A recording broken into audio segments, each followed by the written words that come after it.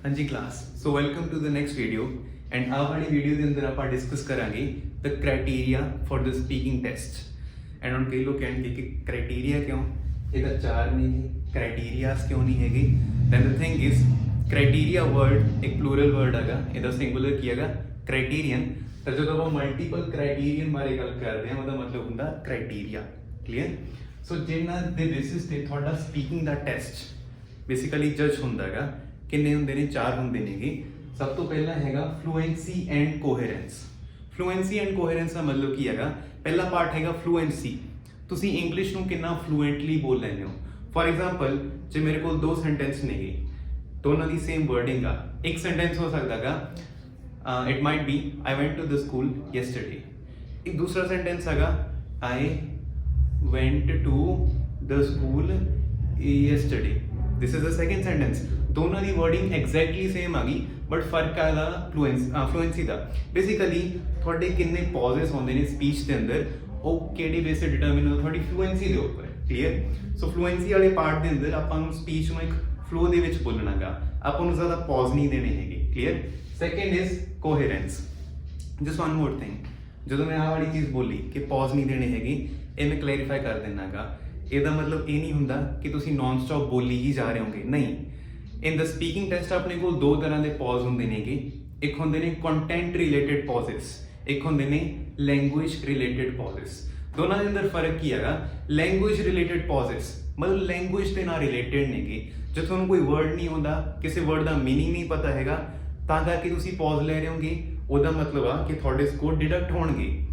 On the other side content related pause ਕੀ ਹੁੰਦੇ ਨੇਗੇ ਫॉर एग्जांपल ਤੁਹਾਨੂੰ ਕੋਈ ਕੁਐਸਚਨ ਆ ਗਿਆ ਥੋੜਾ ਡਿਫਿਕਲਟ ਕੁਐਸਚਨ ਆ ਗਿਆ ਤਾਂ ਉਹ ਕੁਐਸਚਨ ਨੂੰ ਆਨਸਰ ਕਰਨ ਦੇ ਲਈ ਚਾਹੇ ਤੁਹਾਡੀ ਲੈਂਗੁਏਜ ਬਹੁਤ ਜ਼ਿਆਦਾ ਸਟਰੋਂਗ ਹੈਗੀ ਬਟ ਤੁਹਾਨੂੰ ਟਾਈਮ ਤਾਂ ਚਾਹੀਦਾ for example if the question is how does tourism boost our economy ਜੇ ਆ ਕੁਐਸਚਨ ਹੈਗਾ ਸ਼ਾਇਦ ਤੁਹਾਨੂੰ ਇੰਗਲਿਸ਼ ਪਰਫੈਕਟਲੀ ਆਉਂਦੀ ਹੈਗੀ ਬਟ ਕੁਐਸਚਨ ਬਾਰੇ ਸੋਚਣ ਲਈ ਤੁਹਾਨੂੰ ਥੋੜਾ ਜਿਹਾ ਟਾਈਮ ਚਾਹੀਦਾਗਾ ਤਾਂ ਉਹ ਜਿਹੜਾ ਪੌਜ਼ ਹੁੰਦਾ ਉਹ ਕੀ ਹੁੰਦਾ ਕੰਟੈਂਟ ਰਿਲੇਟਡ ਪੌਜ਼ ਤੇ ਉਹ ਆਇਲਟਸ ਦੇ ਅੰਦਰ ਅਲਾਉਡ ਹੁੰਦਾ ਉਹਦੀ ਨੈਗੇਟਿਵ ਮਾਰਕਿੰਗ ਨਹੀਂ ਹੁੰਦੀ ਹੈਗੀ ਕਲੀਅਰ ਸੋ ਫਲੂਐਂਸੀ ਦੇ ਵਿੱਚ ਪੌਜ਼ਸ ਉਹ ਵਾਲੇ ਪੌਜ਼ਸ ਲੈਣੇ ਨੇ ਜਿਹੜੇ ਇੰਟੈਂਸ਼ਨਲ ਹੋਣ ਜਿਹੜੇ ਔਕਵਰਡ ਪੌਜ਼ਸ ਨਾ ਹੋਣ basically the next one is coherence ਤੁਸੀਂ ਜਿਹੜੀ ਵੀ ਆਪਣੀ ਗੱਲ ਕਹਿ ਰਹੇ ਹੋ ਉਹਨੂੰ ਕਿੰਨਾ ਲੌਜੀਕਲੀ ਤੇ ਕਿੰਨਾ ਸੀਕੁਐਂਸ ਵਾਈਜ਼ ਪੁੱਟ ਕਰ ਦਿਓਗੇ ਦੈਟ ਇਜ਼ ਕੋਹੇਰੈਂਸ ਇਹ ਹੁੰਦਾ ਤੁਹਾਡਾ ਪਹਿਲਾ criteria for the speaking test and ਇਹਨਾਂ ਚੋਂ ਇਦਾਂ ਨਹੀਂ ਹੈ ਕਿ ਕੋਈ ਚੀਜ਼ ਜ਼ਿਆਦਾ ਮੈਟਰ ਕਰਦੀ ਹੈ ਘੱਟ ਕਰਦੀ ਹੈਗੀ ਸਾਰਿਆਂ ਦੀ ਇੰਪੋਰਟੈਂਸ ਇਕੁਅਲ ਹੈ clear the second one is pronunciation ਕੀ ਹੁੰਦੀ ਹੈਗੀ ਜਿਹੜੇ ਤੁਹਾਡੇ ਸਾਊਂਡ ਨੇ ਵਰਡਸ ਦੇ ਕਿ ਉਹ ਸਹੀ ਨੇਗੇ ਜਾਂ ਨਹੀਂ ਹੈਗੇ ਫॉर एग्जांपल ਜੇ ਮੈਂ ਇੱਕ ਐਗਜ਼ਾਮਪਲ ਲਵਾਂ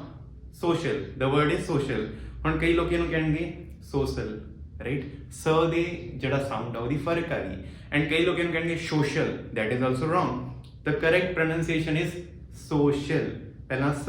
ਫਿਰ ਸ਼ social so this is about pronunciation ਕਿ ਤੁਹਾਡਾ ਸਾਊਂਡ ਕਿੱਦਾਂ ਦਾ ਬੇਸਿਕਲੀ ਵਰਡਸ ਦਾ ਸਾਊਂਡ ਕਿੱਦਾਂ ਦਾ ਹੈਗਾ third is grammatical range and accuracy ਦੋ ਚੀਜ਼ਾਂ ਨੇ ਗ੍ਰਾਮਰ ਦੇ ਰਿਲੇਟਡ ਇੱਕ ਤਾਂ ਰੇਂਜ ਇੱਕ ਹੈਗੀ ਐਕੂਰੇਸੀ ਰੇਂਜ ਕੀ ਹੈਗੀ ਕਿ ਗ੍ਰਾਮਰ ਦੇ ਅੰਦਰ ਕਿੰਨੀ ਜ਼ਿਆਦਾ ਰੇਂਜ ਆ ਕਿੰਨੀ ਜ਼ਿਆਦਾ ਵੈਰਾਈਟੀ ਆ ਗਈ ਫॉर एग्जांपल ਤੁਸੀਂ ਤਿੰਨ ਤਰ੍ਹਾਂ ਦੇ ਸੈਂਟੈਂਸ ਸਿੱਖੇ ਨੇਗੇ ਸਿੰਪਲ ਕੰਪਾਊਂਡ ਕੰਪਲੈਕਸ ਤਾਂ ਤੁਸੀਂ ਕਿੰਨੇ ਜ਼ਿਆਦਾ ਯੂਜ਼ ਕਰ ਪਾਉਂਦੇ ਹੋ ਕਿੰਨੀ ਜ਼ਿਆਦਾ ਵੈਰਾਈਟੀ ਯੂਜ਼ ਕਰ ਪਾਉਂਦੇ ਹੋ that is grammatical range accuracy ਦਾ ਕੀ ਮਤਲਬ ਹੈਗਾ फॉर एग्जांपल ਜੇ ਤੁਸੀਂ ਕੰਪਲੈਕਸ ਸੈਂਟੈਂਸ ਯੂਜ਼ ਕਰ ਰਹੇ ਹੋਗੇ ਕਿ ਉਹ ਐਕੂਰੇਟ ਹੈਗਾ ਕਿ ਉਹ ਗ੍ਰਾਮੈਟਿਕਲੀ ਸਹੀ ਹੈਗਾ that is accuracy so the third one is grammatical range and accuracy the last criteria is lexical resource ਇਹਦਾ ਕੀ ਮਤਲਬ ਆ ਬੇਸਿਕਲੀ ਤੁਹਾਡੇ ਮਾਈਂਡ ਦੇ ਅੰਦਰ ਕਿੰਨੀ ਜ਼ਿਆਦਾ ਵੋਕੈਬਲਰੀ ਸਟੋਰਡ ਆ ਗਈ ਇੰਗਲਿਸ਼ ਦੀ ਕਿੰਨੀ ਜ਼ਿਆਦਾ ਐਕਸਪ੍ਰੈਸ ਕਰ ਪਾਉਂਦੇ ਹੋਗੇ ਜਿਹੜੇ ਵਰਡਸ ਦੇ ਸਿਨੋਨਿਮ ਹੁੰਦੇ ਨੇਗੇ ਉਹਨਾਂ ਬਾਰੇ ਹੁੰਦਾਗਾ ਬੇਸਿਕਲੀ ਕੀ ਹੈਗਾ ਲੈਟ ਅਸ ਸੇ ਤੁਹਾਨੂੰ ਕੋਈ ਕੁਐਸਚਨ ਆ ਗਿਆ ਕੁਐਸਚਨ ਹੈਗਾ what do you like to do in your free time ਹੁਣ ਕੀਵਰਡ ਕੀ ਆ ਫ੍ਰੀ ਟਾਈਮ ਤੁਸੀਂ ਆਪਣੇ ਆਨਸਰ ਦੇ ਅੰਦਰ can you put a different word in my leisure time in my spare time that is about vocabulary ਕਿ ਤੁਸੀਂ ਕਿੰਨੇ ਵਰਡਸ ਦੇ ਡਿਫਰੈਂਟ ਸਿਨੋਨਿਮ ਬੋਲ ਪਾਉਂਦੇ ਹੋਗੇ ਇਹਦਾ ਮਤਲਬ ਅਗੇਨ ਇਹ ਨਹੀਂ ਹੈਗਾ ਵੀ ਤੁਹਾਨੂੰ ਸਾਰੇ ਵਰਡਸ ਨੂੰ ਰੀਫਰੇਸ ਕਰਨਾਗਾ ਜਾਂ ਫਿਰ ਤੁਹਾਨੂੰ ਕੋਈ ਨੈਸੈਸਰਲੀ ਔਖੇ ਵਰਡ ਯੂਜ਼ ਕਰਨੇ ਨੇ ਨਹੀਂ ਤੁਹਾਨੂੰ ਨੈਚੁਰਲੀ ਬੋਲਣਾਗਾ ਬਟ ਵਾਈਲ ਸਪੀਕਿੰਗ ਨੈਚੁਰਲੀ ਥੋੜਾ ਵਰਡਸ ਨੂੰ ਚੇਂਜ ਕਰਨਾ I'll give you an example. For example, ਜੇ ਦੋ ਵਰਡ ਨੇ ਇੱਕ ਵਰਡ ਹੈਗਾ ਡਿਫਰੈਂਟ ਇੱਕ ਦੂਸਰਾ ਵਰਡ ਹੈਗਾ ਵੇਰੀਅਸ दोनों के मीनिंग बहुत ज़्यादा सिमिलर नहीं, बस थोड़ा बहुत फर्क है। एक साइड ते डिफरेंट, एक साइड ते वेरीअस मतलब जो ज़्यादा वेराइटी दिखा रहा है इन्होंने दोनों चों। एंड थोड़ा इदा पता होना चाहिए कितने किहड़ा वर्ड आऊगा। यदि थां ते जे औखा वर्ड यूज़ कर रहे हो लाइक मल्टीट्यूड, हो सकता है थोड़ा स्कोर एक्चुअल अंदर घटा दे, बिकॉज एग्जामिनर ये चीज़ जज कर रहा है कि तुम किन्ने वर्ड्स का रट्टा ला के आओगे। रट्टा लाना IELTS के अंदर is not something which you would prefer. So the thing is कि थोड़े माइंड के अंदर वोकैबलरी होनी चाहिए हैगी। थोड़ा रिफ्रेश करने ने, थोड़ा सिनोनिम यूज़ करने ने, बट नैसेसरली